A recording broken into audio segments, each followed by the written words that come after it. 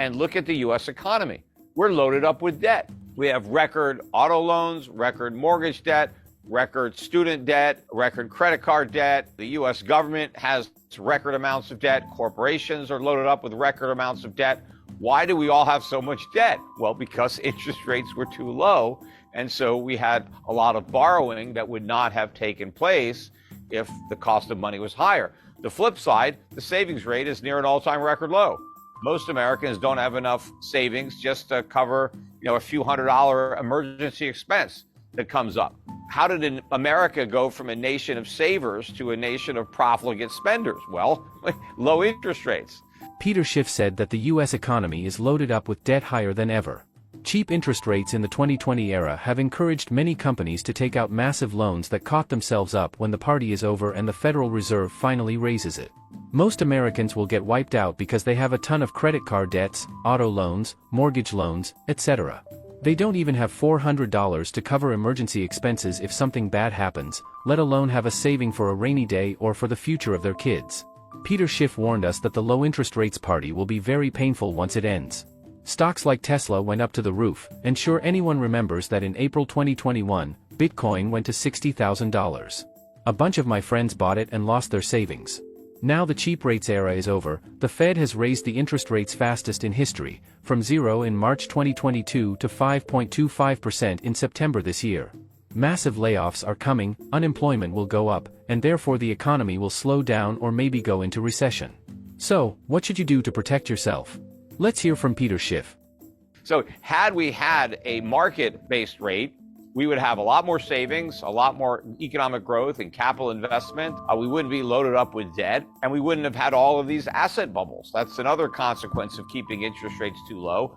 Assets are mispriced. So you get, tech stocks in the stratosphere, or, cryptocurrencies, or all kinds of crazy things happen in an environment where interest rates are too low. I mean, we saw that with the housing bubble. That wasn't an accident that bubble was inflated. The Fed lowered rates to 1%. That was an unnaturally low rate of interest, and a lot of people took advantage of that cheap money and they bought houses. And so home prices kept going up. As the Fed raises rates, people start to sober up, and and they start dumping a lot of these overpriced assets that they bought during a mania. But rates are going a lot higher over time. And in reality, even though we've had all these rate hikes, interest rates are still below the inflation rate. So we're still encouraging people to borrow by providing them with a negative rate. And so rates are too low. Rates need to be positive. The free market would not set real interest rates negative, because nobody in their right mind is going to loan money to get back less than they loan, because all loans have a degree of risk associated with them. And you're not going to risk your money for a negative rate of return. You might as well just keep your money and at least break even, right? But of course, if there is a lot of inflation, then people will look for alternative ways to store their purchasing power, because they can't do it in the currency that's being inflated, so they'll look at alternatives. Oh, well, there are a lot of things that you can do to protect yourself and limit the damage. And yeah, you need to own assets. When you have a lot of inflation, you don't want to own debt instruments, because inflation is going to erode away the value. But you also don't want to own highly speculative companies that were bid up in price because of the 0% rate environment. So certain types of assets won't do well during inflation, and those were the ones that were already inflated. The prices were pumped up by the cheap money, and so they became very overpriced. And so as the air comes out of those bubbles, even in an inflationary environment, the price of those assets is going to fall. So you want to avoid what benefited when rates were at zero. And you want to look at different assets that will provide protection. Because one of the things that inflation does, other than act as a tax for the government, because that's how the government generates the income it needs to pay for its spending. We just had that $1.7 trillion spending bill. Nobody's taxes are getting raised to cover those costs. So everyone's going to pay the cost through higher prices. But also, when you have inflation, you transfer wealth from creditors to debtors, because the people who loaned money, when they get paid back, they're not getting paid back the same value that they loaned. The flip side is the people who borrowed money, when they have to repay the debt, they're not paying back as much value as they originally got. If you look at a stock, for example, there are stockholders and there are bondholders.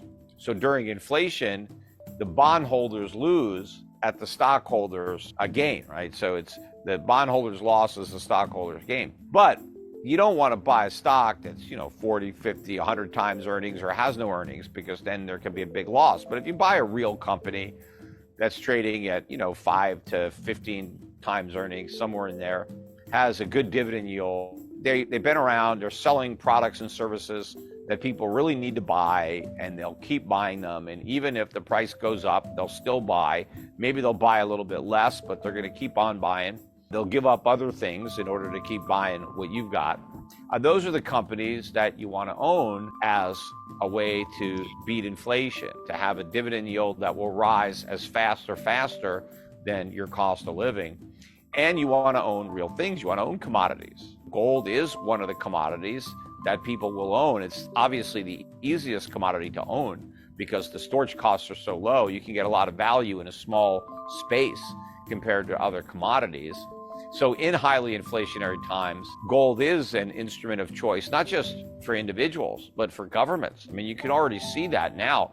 Major central banks around the world have been adding to their holdings of gold, which are still relatively low compared to where those holdings have been in the past. So I think central banks still have a lot of gold to buy. But the average investor, particularly the institutions, are way underinvested in gold compared to where they would have been 30, 40 years ago.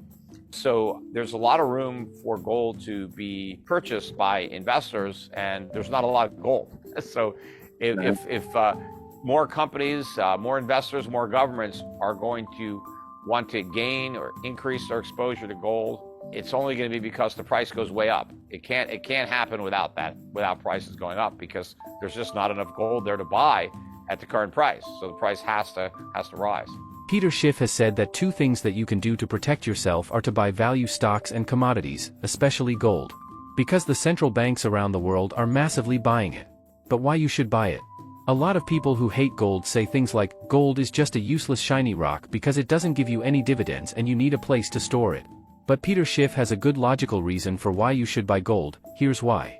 I think that's because they recognize that we are in a inflationary environment worldwide. All the major economies, not just the United States, but the European Union, the UK, Japan, I mean, everybody has kept interest rates too low.